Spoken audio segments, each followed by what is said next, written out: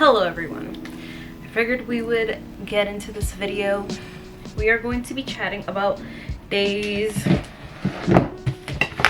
just cleaning up this corner because I'm just realizing right now what a mess. So I figured in this video we can chat about days 5 through 7. So I'll probably cover that between today and tomorrow, just playing catch up since I knew I wasn't gonna get anything done wedding weekend. So we're starting over, playing catch up. I think my videos are going to be a little behind than real life. I've also been really bad at posting on Instagram, so maybe I'll get on that because. So I figured we would do that. We can get into it. If you missed my last video, we just finished the rest of chapter 1, so definitely check that out. And now we're going to be in chapter 2. Today's 5, 6, and 7 all covered chapter 2, and that is the plan. I think we should first work on day 5, which is chapter 2 verses 1 through 5. I'm not going to read it out loud. I'm going to read it myself, look through all my Bible resources, things like that, get my notes together, and then we can chat. And then I will just timestamp this from day 5, 6, and 7 so that way you can jump around as you would like. If you want to know the resources and just kind of my process for this, like the full process, you can check out the day 1 video. I'll leave that link down below too. I went through all the resources that I'm using and I showed you exactly how I'm studying everything out and kind of keeping myself organized as I put things into my Bible. So let's get started.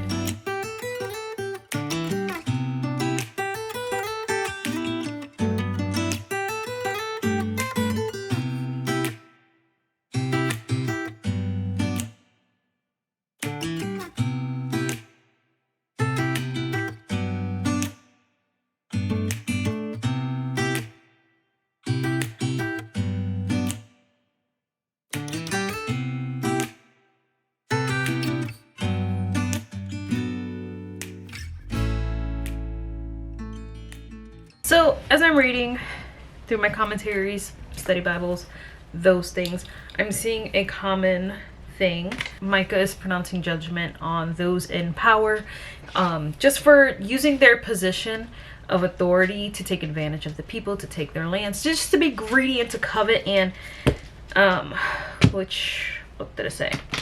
In one of my study Bibles, it says that, they were in violation of the covenant in Exodus 20:17. And just the word used, woe, is like sometimes translated as alas. And it's usually used to lament either over the dead or pronouncing judgment, punishment, things of that nature. And something my Life Application Bible just pointed out, because in verse 1 it says, woe to those who devise wickedness and work evil on their beds. Just talking about like your thoughts and just like your dreams, or like the things that you are thinking reflect your character. So it's just something to think on, and I like that. So I'm gonna add a couple of notes in my Bible, get all those thoughts in my Bible, and then I will chat with you guys later on tonight to do the next section, which is day 6, so verses 6 through 11.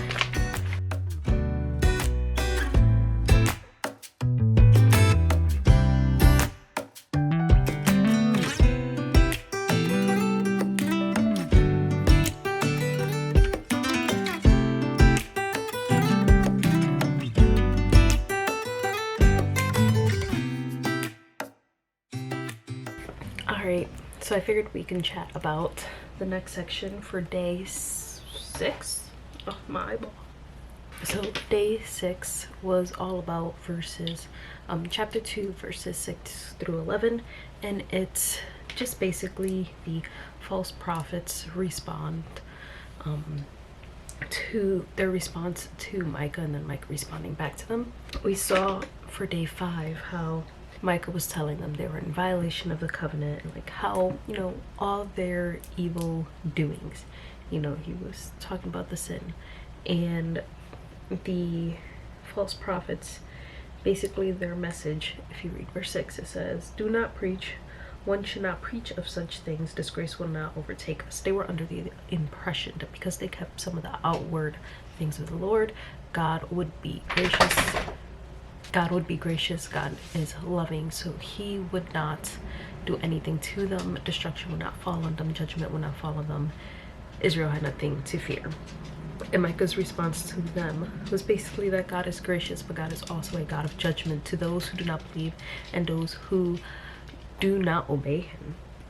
And he goes through and tells them, he's like, you cannot, basically that they cannot claim the promises of God to keep them and to bless them if they were basically turning into the enemies of his people and to him. The people were using their power and their position to overtake those that were less than them, that were poorer than them, that had nothing. These people were taking advantage of their position.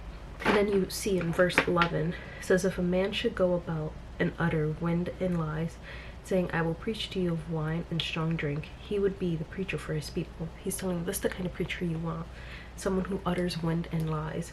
Basically, someone who's preaching with no substance or basis of truth or fact. And then someone who would condone all their vices, who would condone all the things that they wanted to do. If they wanted to drink heavily, if they wanted to do anything that they wanted to do, they would kind of be like, yeah, go ahead. They would, you know, kind of assure them that yes, you can do this. So that's day 6. And then day 7, which we'll go through in a little bit, goes through verses 12 and 13, and that finishes off chapter 2. And yeah, so I will chat back with you guys in a little bit, but definitely leave down in the comments like what you guys are getting out of this so far, and just what God is showing you. All right, good morning. I feel much more awake now. I have some coffee. I feel like I look exactly the same in every single clip. It's just my life. I have a lot of black shirts. The next thing we have to do, or the last thing for this video, is going through day 7, chapter 2, verses 12 through 13, the last 2 verses of the chapter. And I also have to remember to post on Instagram, so I will do that. And then at the end of this month, or beginning of November, I will give you guys a flip through of my Bible, just all the notes that I took. I don't know, I like to peek into people's Bibles and just see what's going on in there, how people take notes. Do they color code? Do they not? Do they do pretty pictures? Do they, how, I just like to see. I'm nosy, so I figured I would show you guys that. So we're reading chapter 2, verses 12 through 13. So I'm gonna read that. I'm gonna go through my study Bibles, my commentaries, and then just chat with you guys a little bit on what it says, what I'm getting from it, and yeah, let's get into this. So I'm just gonna read it in my Bibles, and then we can chat.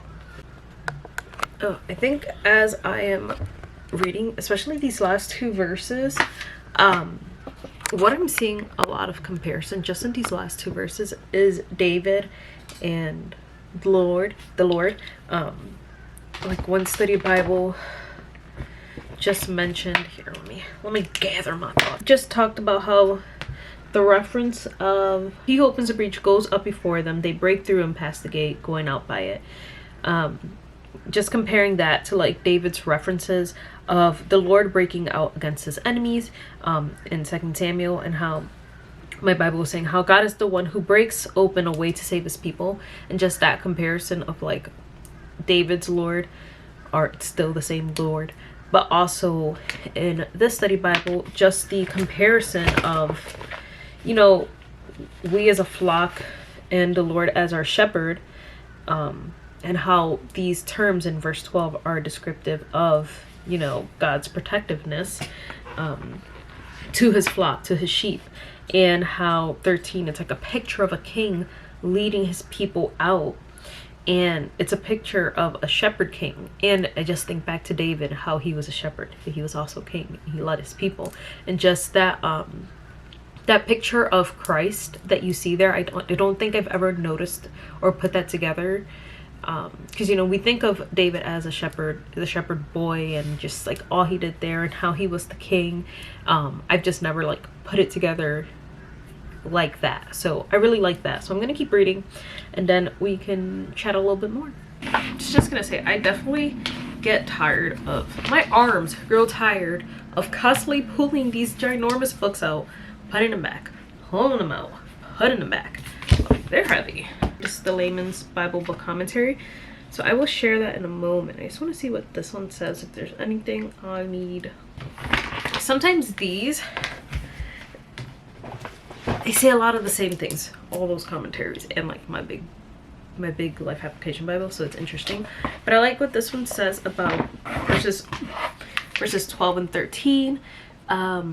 It's just saying that the idea of a small remnant, which by its faithfulness serves as the instrument of God's work of salvation, appears throughout the Old Testament. No matter how wicked the people of Israel became, there were always those who had not bowed the knee to Baal.